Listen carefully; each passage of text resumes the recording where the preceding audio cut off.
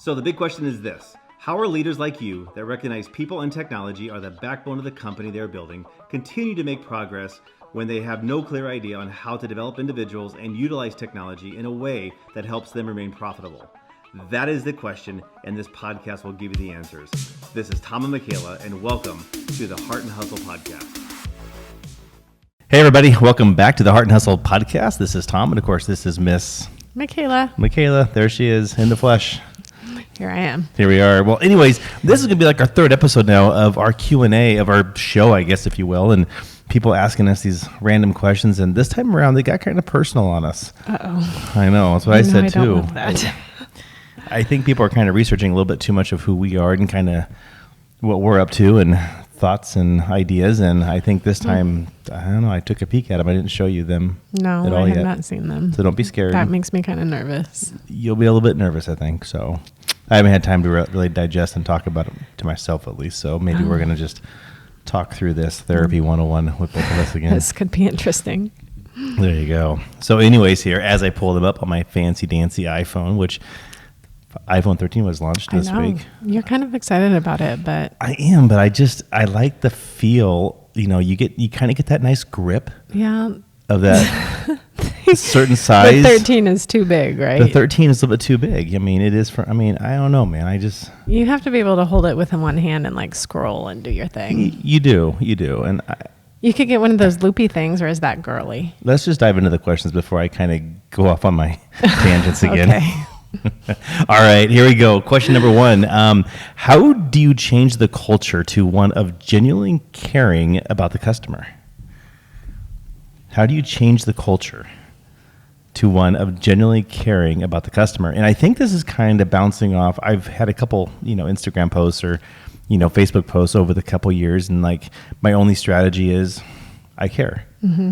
That is it. Mm-hmm. That is my only strategy to business, is that fact that I care. Mm-hmm. And I know for a fact that's kind of where this is coming from, but how do you change that culture to one of genuinely caring about the customer? I think it's all about personal relationships. I mean, you start to get to know your customers, and you know what their goals are and what they're doing and who they are and Right. who their kids are and where they're at in life and what's going on with them. And the more you get to know them, the more you care. And I think that's why we always encourage our employees to pick up the phone. Like, don't hide behind email, don't hide behind your PC, don't hide behind, going back and forth, volleying emails back and forth, but pick up the phone and have a conversation. Right. And I think that's something that can be modeled and people can see. But how do you build that culture? I mean, I can say this all day long. I can believe it in the core of my being, and I know that you can believe it in the core of your being. But how do, and I haven't really thought about this either, but how do you propagate, how do you make that happen and kind of bleed through the organization like you generally care? I don't think you can do it. I don't think there's a magic bullet. I think you have to live it, and you have to show that you care and why you care, and just live it. I don't think you can't make somebody care, unfortunately. No. I mean, we've tried.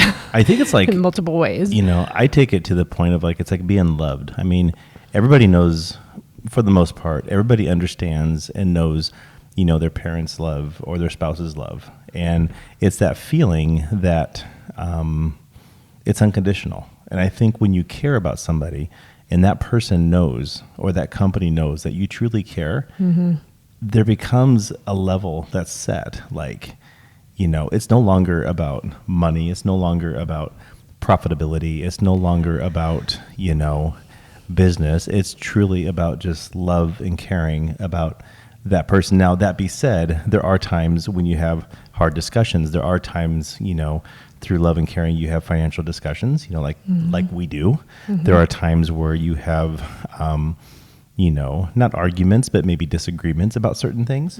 But that's not to say you don't care. It's just that you do care, and you're showing that through the lens of the fact that you care so much that you want to make sure that what is ever doing the right thing is always doing the right thing for that customer underneath all costs. Even, in fact, case in point, we had a client that we worked with, in the past week, and, they bought, I don't know, $10,000, $12,000 worth of equipment.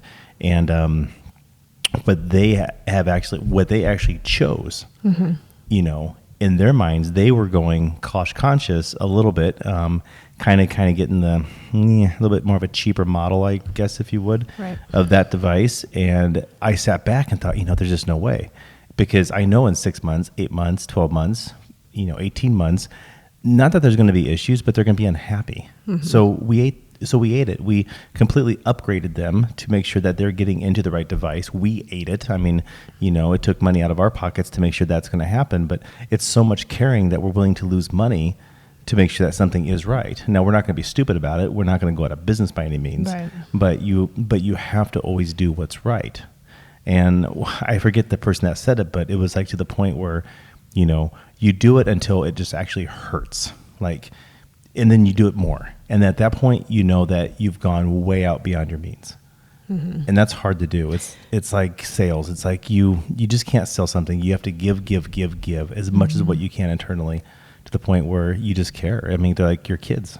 Well, and I think that's sometimes that level of caring, like, I get it, we get it, but sometimes that's hard for the rest of the organization to wrap It their is. heads around. And sometimes it's hard to get them on that same page, and they don't understand that level of Right. commitment and dedication and heart. And I can kind of understand that. I can understand why they don't get it. I can understand why it frustrates them sometimes. And, but back to your question, like, how do you build How do you that change culture? that culture? How do you change it? And I don't think you can. I think you have to live by example. I think you have to live it. And you have to hire people that are based on that. I mean, if your core value of your company is based on caring, like one of our core values is legacy over currency. I mean, all day, every day, it is number one inside my heart.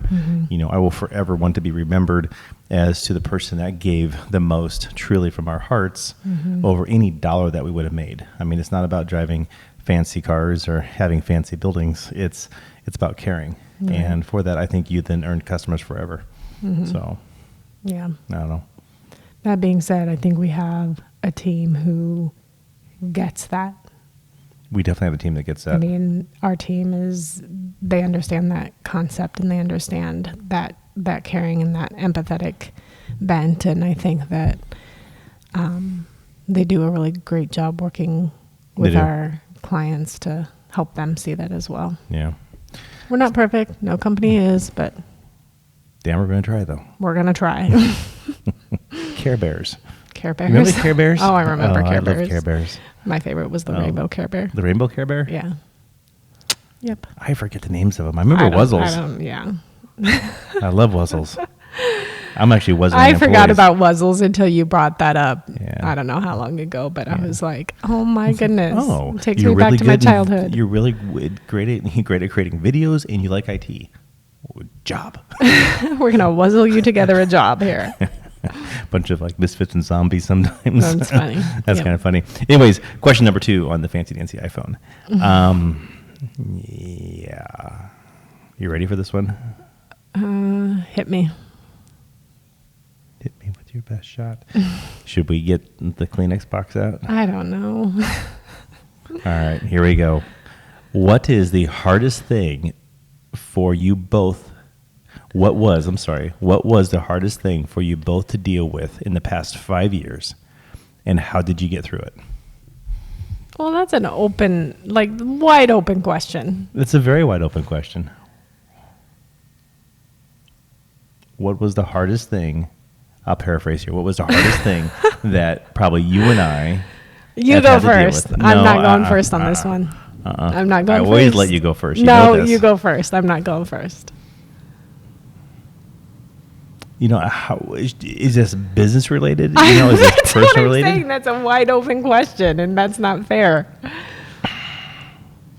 You know, I think for me, the hardest thing for me is obviously, you know, most of the people that know us personally, they know that we were both recently married in the past, oh my goodness sakes, what is today's day? It's been 6 months now. Yeah. Officially 6 months. It So, has but been. we've known each other for a very, very, very long time. And I think, you know, before we were married and, you know, we were obviously involved, we were working together trying to build this business.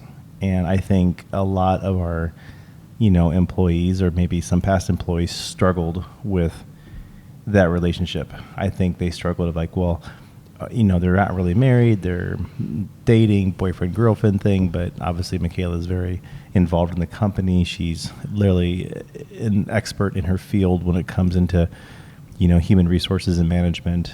And I think that we had a handful of people struggle with that. And for that, I struggled with that. Well, I think just because we struggled with that. I think we did too. I think being in the positions we're in, it wasn't always easy to. I mean, they have nepotism rules in companies for reasons. You know what I mean?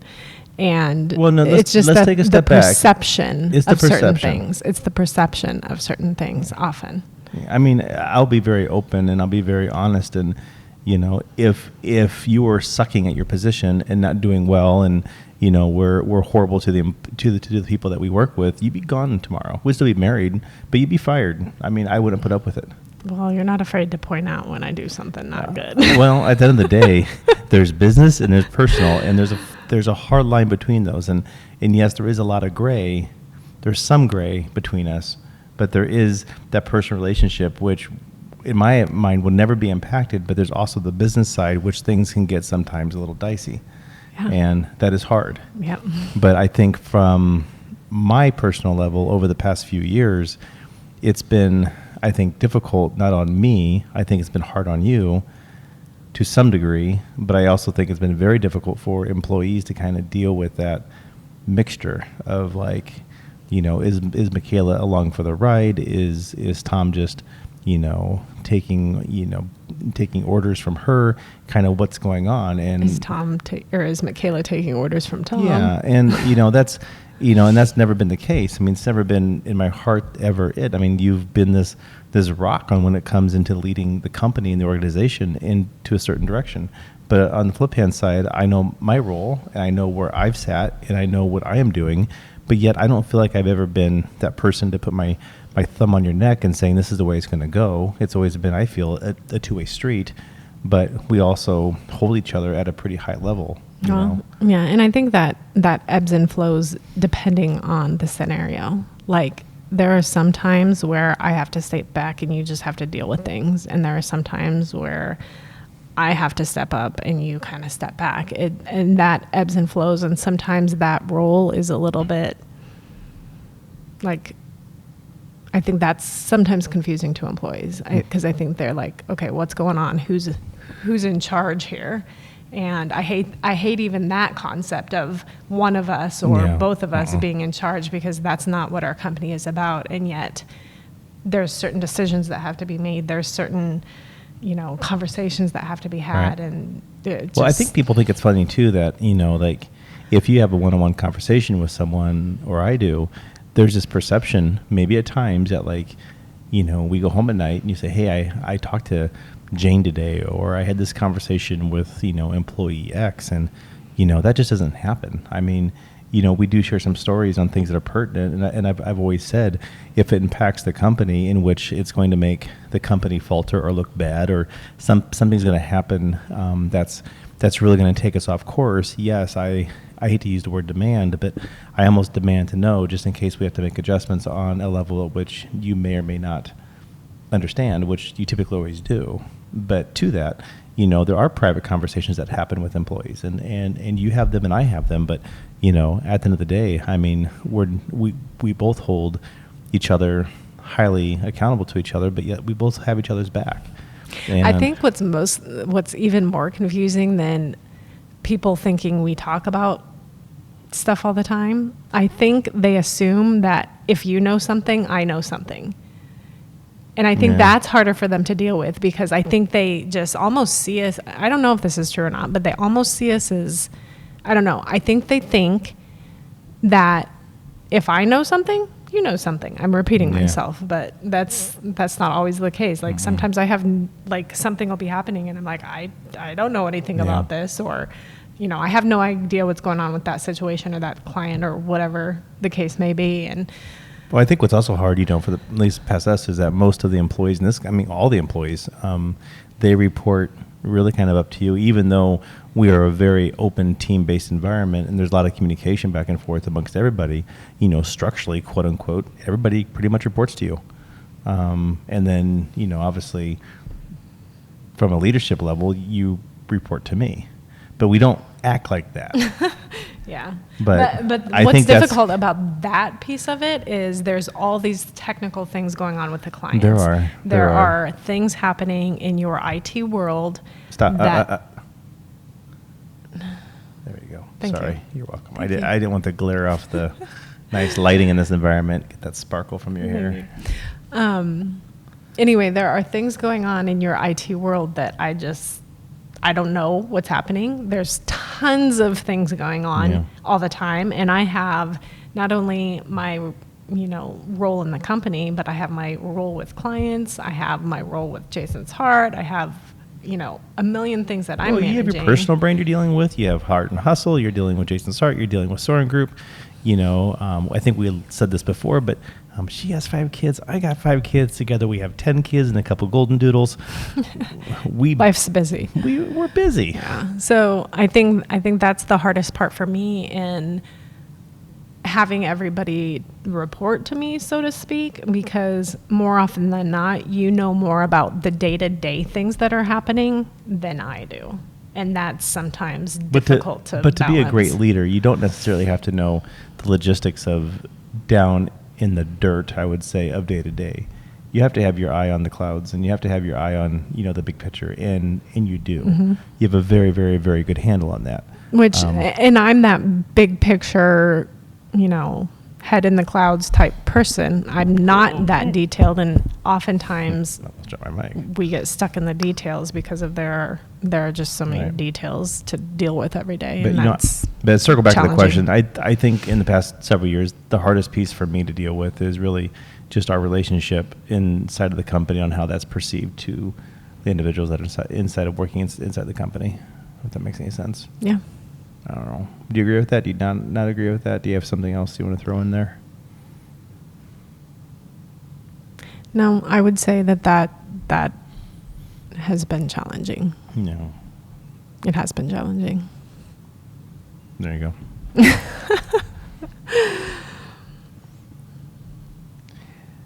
Okay.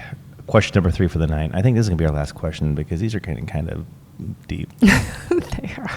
They're a little personal for me. What was the word? Deep river. Oh, you know what that was off of?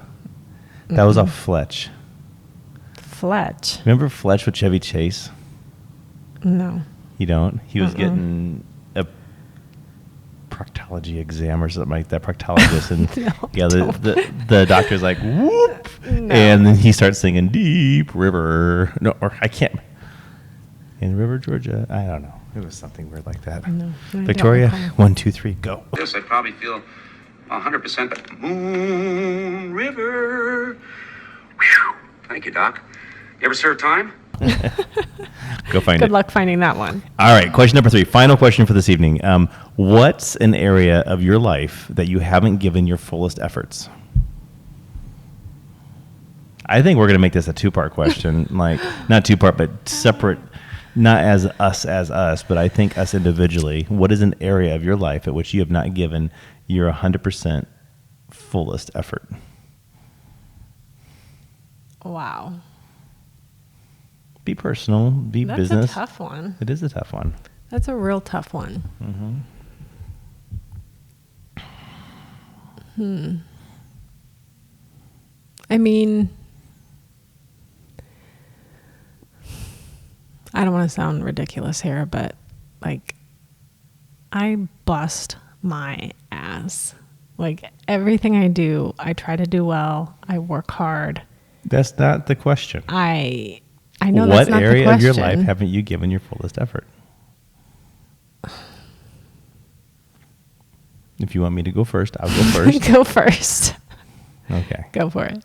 So, one has not developed this physique overnight. Lots of M&Ms, Skittles, candy. I ordered candy. 20 packages of Lifesavers butter rum because I was thinking about my grandpa today, and he's 94 years old now, and I thought, I need some butter rum Lifesavers And because he always had a rolled up pear. When you told me you ordered that, I was like, oh, that reminds me of my grandma. And I ordered 3 pounds of gumdrops that were sugar coated, and I have a problem with candy sometimes. Not a big problem, just a minor. Do have a sweet tooth. A small, a small minor issue. And so for me, I haven't given my best efforts to just being physically fit and exercise. I mean, I feel bad. I mean, I have this grandiose idea, like, the first day of school when your kids are getting up or they get everything laid out, they get their backpacks all done, they're going to ace their classes, and they get home that first day and say, yeah. So we bought like workout stuff, right? We bought a rowing machine, we got a elliptical, we got weights, we got rubber bands, we got you a booty buster or whatever we got you there. What are you implying, dear? It hasn't been used yet, but nonetheless, we got a weight bench and fans, and I mean, we had so much fun setting up this room, and it's been there now for 4 days, and we haven't even used it yet. No, it's been sitting there. Yoga blocks. To our defense. Our defense? To my defense. To your defense. To defend both of us. The first day or two we got it, I think you went to Omaha, then went to York, then went to Lincoln, then went back to Seward. I went back to Erickson. I drove 1,500 miles last week alone. Yeah, so let's talk about that. I mean, that was you were out of town all week. But and then back to the question. I think for me, keeping you on track, exercise and health, I have not given my best effort to, and I don't know if I ever will. I don't think I have it in me to be, Mr. Abs on Instagram, that guy. I just don't. But I do know that as I get older, I can't move as quickly, as fast. I mean, not now, but say when I'm 90, when I'm grandpa's age. And I know that if you're 90 years old, you can't be carrying around an extra 50 pounds of weight with you. We were just talking today about how difficult it would be for you to get in and out of a sports car right now. We saw a 2020 Ford GT up at Omaha today, and I kid you not, the thing came up to my belly button. I mean, I was standing up. Are you next talking to about that orange Lamborghini? No, that was Lamborghini. This was the white one inside the building. Yeah, the Lamborghini was shorter. No, I think the Ford GT was shorter. You think so? Victoria, find out research. Say a 2019 Lamborghini Huracan and a Ford GT. Which one's taller? But anyways, I looked at this thing. I'm like, there is no way I could get inside of here. I mean, I probably could if I had to do in there, but getting out of it, we would open the door. I would crawl. I'd crawl out of it, thinking, what the hell? I couldn't do this crap. Well, remember when we rented that Mustang in Arizona, I think, and we were after the 4th or 5th day, we were trying to crawl our way out of it. You put your leg out and you're pushing up on your knee to kind of gotta get out of this thing. Oh my gosh, we are not that old. We better start doing something now. But for me, putting on my effort is probably just diet and exercise. I mean, there's no magic pill for that, even though we think there are.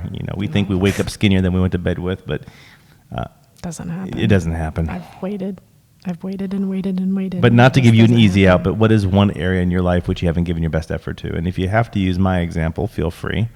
But don't feel like you have to either. That would definitely be one. I mean, I get kind of lazy when it comes to that kind of thing, working out and stuff. But you're not a candy person. I'm not like you. So if there was a bag, let's just say we had these nice M&Ms that I absolutely love to eat, and I just eat them all the time. And there was one equally thing here of Brussels sprouts here, but they're warm with cheese and whatever. Which one are you going to take? I'm going to take the roasted Brussels sprouts every time, the crunchy Parmesan and salted. We had those for dinner. They're actually. I'm doing better. I've been doing better. I'm so happy for you. Yeah, I'm doing better. He actually ate a Brussels sprout. I ate mini Brussels sprouts tonight. I know you did. I was super impressed. I'm just telling you, roasted Brussels sprouts are like candy to me. I'm a vegetable person versus a fruit person. I'm fruit. I have to make myself eat fruit, but I'll eat vegetables all day long. I'll eat frozen fruit all day long. Oh, that hurts my teeth. I love frozen fruit. Just chop it with an ice pick and just chew on it. And then the old Italian ices. Give me a green bean, man. I ate 6 of them the other night when the kids were taking a shower downstairs. I ate 6 Italian I ices. eat double fist Italian ices all the time. Or pop ice. Pop like ice. pop ice. Like 3-year-olds eat pop ice. Oh, God. My favorite. It cracks me I up. went to... Did we get in the hot tub? I was eating a pop ice. Yes. I did. I got in a hot tub. Yeah. Hey, I got my pop ice, got my towel. I'm done dealing. That was funny. Oh, that's I would awesome. say cooking, actually, is another area. Like, You're a very good cook, though. I've been cooking more the last year than I have probably in my entire life. Besides, like, Well, you got know, 3 9x13s spaghetti now, tacos. so. I know, moving up in the world. Mom. Inside joke. But yeah, cooking, like, I cooked when I had kids, but it was just like I had to. It was out of necessity. Now and you it enjoy was it. like, but now you have a kitchen, you can actually feel like you can cook. And I know. I have knives that actually cut vegetables, and I have like everything. It's so much nicer when you have the things you need to do that with. Plus, you have a wine cooler with a couple bottles of wine in there. Yeah, that helps. It holds 35 bottles, you know. Helps. There you go. Anyway, so a little bit more personal time tonight, guys. Keep dropping the questions. Let us know. I'll tell you, I do like the format of this a little bit. We'll probably end up changing some things up as time goes on, but, you know, I do like the questions. So questions, you know, obviously shoot them via social. If you happen to know my super secret text phone number or Michaela's, text us your questions too. So Yeah, that works. we do have a community page out, but you know what? I forget the phone number. Next time around, I think I'll tell Maybe you what. Victoria can put it down Yeah, below. actually, you know what? If you want to follow us on community, we do have a free text number. It is here below, ding. You'll see it here. And I've had that service now since it came out, and I probably just need to ramp it up and get it active because I get... Among the 52 other things you have to do, how is Yeah. that going to happen? It's going to happen. How's that going to happen? It's going to happen. Anyways, everybody, catch you later. Have a wonderful night. And Bye. Don't forget, I love this person with all my heart. Thanks, babe. You're Love you welcome. too. Did you make cookies tonight? No. Damn.